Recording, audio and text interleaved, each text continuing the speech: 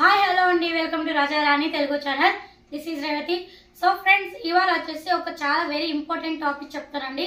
So చాలా మంది ఈ మసాలా బిజినెస్ స్టార్ట్ చేశారండి. అక్క మాకు కొన్ని ఏరియాలో 30, అలాగే కొన్ని ఏరియాస్లో 35, మరి ఇంకా కొన్ని ఏరియాలో 25కి అడుగుతున్నారు. అక్క మరి మేము ఎలా ఇవ్వాలి ఆ షీట్స్, ఒక్కొక్క షీట్స్కి మేము ఎలా ఇస్తే మాకు ప్రాఫిట్ ఉంటుందా లేదా అనేసి చాలా మంది కామెంట్స్ పెట్టారండి. సో వాళ్ళ కోసము ఈ వీడియోలో క్లియర్గా ఇన్ఫర్మేషన్ అయితే చెప్తున్నాను. సో మీరు వచ్చేసి వీడియోని ఎక్కడ కూడా స్కిప్ చేయకుండా స్టార్టింగ్ నుంచి ఎండింగ్ వరకు చూడండి. అప్పుడే మీకు బాగా క్లియర్గా అర్థమవుతుంది. అండ్ ఇప్పుడు కొత్తగా ఎవరైతే ఛానల్ని చూసి ఇప్పుడు కొత్తగా స్టార్ట్ చేయాలనుకున్న వాళ్ళకి ఏమైనా డౌట్స్ వస్తే నాకు కామెంట్ సెక్షన్లో కామెంట్ చేయండి ఫ్రెండ్స్. తప్పకుండా మీకైతే రిప్లై ఇస్తాను. అండ్ ఆల్రెడీ నాకు కామెంట్స్ పెట్టిన వాళ్ళు ఏంటంటే ఫ్రెండ్స్, మీకైతే ఆల్రెడీ అందరికి తెలిసినాయి, మేమైతే ప్రజెంట్ అయితే 30-35 రూపీస్కి అయితే షీట్ వేస్తున్నాం. సో మేమైతే ఒక్కొక్క షీట్ అయితే 30-35 రూపీస్ వేస్తున్నామండి. సో మేము ఇంతకుముందు బిజినెస్ స్టార్టింగ్ చేసేటప్పుడు కొన్ని అంటే చిన్న చిన్న షాపులకి 35, కొన్ని షాప్స్కి 30 రూపీస్, అంటే పాత వాళ్ళు వేసే ఎంఆర్పిని బట్టి చూసుకుంటాం. అంటే మేము ముందుగా మేము షీట్స్కి ఎంత ఇవ్వాలి, మేము ఎంత వేయాలి అనేటప్పుడు ముందుగా మనం షాప్స్కి వెళ్ళి అడుగుతాం, ఏమని ఇలా మసాలా ఐటమ్స్ మేము ప్యాకింగ్ చేస్తున్నాము, తీసుకుంటారా, మీకు ఒక్క షీట్ ఎంతకి ఇస్తున్నారు, ఫస్ట్ పాయింట్ అయితే అడుగుతానండి. ఎందుకంటే మనం డైరెక్ట్గా ఎక్కువ ప్రైస్ తక్కువ ప్రైస్ చెప్పకుండా ఫస్ట్ వాళ్ళకి ఈ షీట్ ఎంతకు వస్తుంది మెయిన్ మనం అది తెలుసుకొని, ఫర్ ఎగ్జాంపుల్ వాళ్ళకి 35 రూపీస్కి వస్తుంది అనుకోండి, పాత వాళ్ళు మాకు 35 రూపీస్కి వేస్తున్నారమ్మా అని చెప్పనుకోండి, అప్పుడు మనం వాటిని 30 రూపీస్కి కానీ 33 రూపీస్కి కానీ వేసినా కానీ మనకి మంచి లాభం అయితే ఉంటుందండి. సో వీటి షీట్ యొక్క ప్రైస్ డిసైడ్ చేసే ముందు ఒకసారి మన షాప్స్ వాళ్ళని కాంటాక్ట్ అవ్వాలి. అంటే కొన్ని షాప్స్లలో కొన్ని ఏరియాలలో 30-35 ఉంటాయి. కాబట్టి మనం వెళ్ళే ప్రతి ఒక్క షాప్కి కూడా కంపల్సరిగా ప్రైస్ అయితే అడగాలి. ఎందుకు అంటారా, వాళ్ళకి పాత వాళ్ళు వేసే వాళ్ళు ఒకరే అయి ఉండరు. ఒక షాప్కి ఒకరేస్తారు, ఇంకో షాప్కి ఇంకొకరు వేస్తారు. ఇట్లా డిఫరెంట్ వేరే షాప్స్కి వేరే డిస్ట్రిబ్యూటర్ వేస్తుంటారు. చిన్న బైక్ మీద వస్తుంటారు కదా, స్కూటర్ పైన వాళ్ళు వేస్తుంటారు. సో వేసేటప్పుడు ఏంటంటే ఏ షాప్స్కి మన స్టాక్ తీసుకొని వెళ్ళినా కానీ ఫస్ట్ టైం మనం అడగాలి ప్రైస్ ఎంత వస్తుంది. 30 రూపీస్ వస్తుందా, 28-29 రూపీస్కి ఇవ్వండి. ఒక 1-2 రూపీస్కి అయితే తగ్గించుకోండి, మీకైతే లాస్ట్ ఉండదు. ఒక 1-2 రూపీస్ అయితే అస్సలు లాస్ట్ ఉండదు. ఇంకా కొన్ని ఏరియాలో 35 ఉందా, 33-32 ఇవ్వండి, అక్కడ కూడా లాస్ అయితే ఉండదు.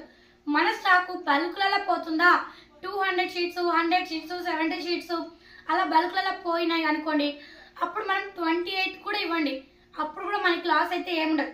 ఎందుకంటే నేను ఒకటి చెప్పాను, మనం తెచ్చిన స్టాక్ ఎంఆర్పి అలాగే మనం టోటల్గా ప్యాకింగ్ చేసిన అన్ని షీట్స్ కూడా కౌంట్ చేసుకుంటే కూడా మనకి ప్రాఫిట్ వస్తుంది. ఎందుకంటే మనం డైలీ ఒక 20-30 అమ్మే బదులు మనకి ఒకేసారి బల్క్లో 70-100 వెళ్తే మనకి ప్రాఫిట్ కదండి. సో మనం పెట్టిన పెట్టుబడి ఆన్ స్టాక్ వెళ్ళిపోతే పెట్టుబడి మనకి ఎట్లా ప్రాఫిట్ వస్తుంది. మనం పెట్టిన పెట్టుబడి పక్కన పెట్టేసి వచ్చిన ప్రాఫిట్ ని అలాగే పెట్టండి. మీకు ప్రీవియస్ 2 వీడియోస్లో చెప్పాను, నాకు 4 monthsకి 40,000 ఎర్న్ చేస్తాను. అంటే నా బిజినెస్ రన్ అవుతుంది, కానీ నాకు వచ్చిన పెట్టుబడి నేను అంతా పక్కన పెట్టాను. మనం ఏ బిజినెస్ స్టార్ట్ చేసినా బయట ఎక్కడికి వెళ్ళినా సరే ఒకటి గుర్తుపెట్టుకోండి, మనం 12 hours కష్టపడాలి, 9 hours కష్టపడాలి, వాళ్ళు చెప్పిన పని చేయాలి. కానీ ఈ బిజినెస్ ఏంటి, మనకి కావాలన్నప్పుడు మనం ఇంటికాడే కూర్చొని హాయిగా మనం ప్యాకింగ్ చేసుకుని మంచిగా మనీని అయితే ఎర్న్ చేసుకోవచ్చు. సో మంచిగా సంతోషంగా ఉండి హ్యాపీగా చేసుకొని మంచి ప్రాఫిట్ ఉంటుంది.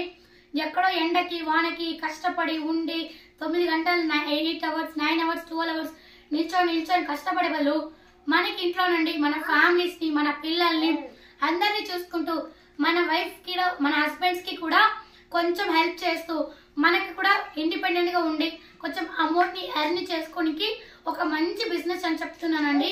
సో ఎక్కువ డబ్బులు ఇన్వెస్ట్ చేసిన అవసరం లేదు, అతి తక్కువ బడ్జెట్లో ఎక్కువ ప్రాఫిట్ అని చెప్తున్నాను. సో చూసుకొని జాగ్రత్తగా మెయింటైన్ చేసుకొని మెయిన్ ఈ బిజినెస్లో కావాల్సింది 3 పాయింట్లు అండి. తెలివిగా ఆలోచించడం, మార్కెటింగ్ ఎలా చేయడం, వచ్చిన స్టాక్ని మళ్ళీ ఎలా మనం రీప్లేస్ చేయాలి, ఈ 3 పాయింట్స్ని జాగ్రత్తగా తెలుసుకొని అన్నిటికంటే ముఖ్యమైనది తెలివి, మార్కెటింగ్.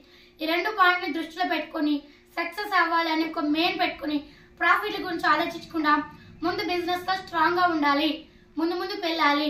మన బిజినెస్ ఇప్పటితో కాకుండా కొన్ని సంవత్సరాలు కొన్ని ఏళ్ళు ముందుకు వెళ్ళాలి.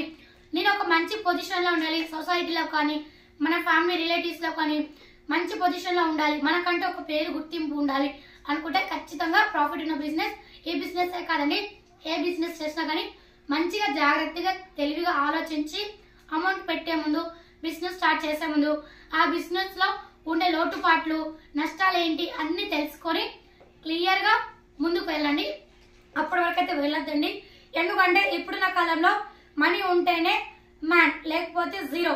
కాబట్టి మన ఫ్యామిలీ కానీ రిలేటివ్స్ కానీ సొసైటీ కానీ ఫ్రెండ్స్ కానీ ఆఖరికి wife and relationship and childrens కూడా మనకి మెయిన్ కావాల్సిన మనీ అండి.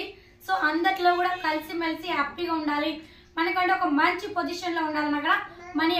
సో మనీని ఎర్న్ చేయడం, కష్టపడడం అంత కష్టం ఏమి కాదండి. మనిషి తలుచుకుంటే ఏదైనా సాధించగలరు. ఎన్నో విద్యలు, ఎన్నో వ్యాపారాలు ఉన్నాయి. కాబట్టి మనకు తెలిసిన కొన్ని చిన్న చిన్న వ్యాపారాల్లో ముందుకు వెళ్తూ ముందుకి బాగా సక్సెస్ అవ్వచ్చని నేనైతే ఈ బిజినెస్ స్టార్ట్ చేశానండి. నాకైతే ఈ 4 monthsలో ఎటువంటి నష్టం అయితే రాలేదు. చాలా అంటే చాలా మంచిగా గ్రోత్ అవుతుంది బిజినెస్ అయితే. సో కొత్తగా చూసే వాళ్ళకి మళ్ళీ వాళ్ళకి మోటివేషన్ ఇస్తూ వాళ్ళకి భయం వేస్తూ ఉంటారు, చేయాలా వద్దని ఆలోచిస్తూ ఉంటారు. సో అవన్నీ ఆలోచించుకోకుండా నమ్మకంగా చేయండి, సక్సెస్ఫుల్ అవుతారు. మీరు సక్సెస్ అయ్యాక మళ్ళీ నాకు కమెంట్ సెక్షన్లో కమెంట్ చేయండి ఫ్రెండ్స్. మీకైతే ఈ వీడియో నచ్చుతుంది అనుకుంటున్నాను. నచ్చినట్లయితే లైక్ చేయండి, షేర్ చేయండి, సబ్స్క్రైబ్ చేయండి. మరిన్ని వీడియోస్ కోసం బెల్ ఐకాన్ ఆల్ ప్రెస్ చేయండి. Thank you so much friends. మరొక వీడియోతో మళ్ళీ కలుస్తాను.